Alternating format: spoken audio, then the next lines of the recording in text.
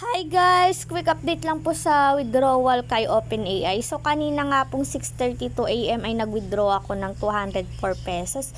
Then in just a seconds lang po, ayan, 27 minutes ago, you have received 204 of GCash from.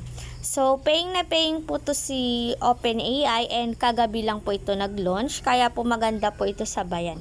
And pagka-register nyo po, may libre kayo na 40 pesos. Ang minimum withdraw is 100 pesos. So, pwede ka po makapag-withdraw anytime, no? So, ayun nga guys, no? Yung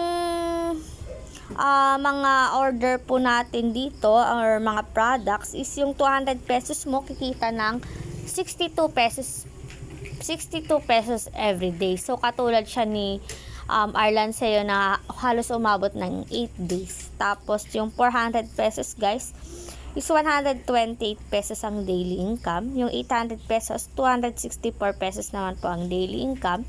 Yung 1,600 is 560 ang daily income. Yung 3,200 is 1,184 pesos.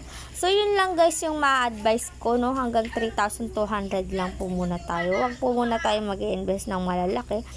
Like sa 6,400 hanggang pataas na 48,000 kasi kadalasan once na marami nag-invest dyan ng malalaki 12,000 pataas is that nawawala na siya. So yun guys, ilalagay ko na lang po sa pinned comment section ko yung aking link.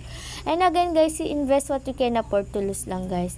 And please subscribe to my channel for more videos and for more updates. And thank you for watching. Bye bye.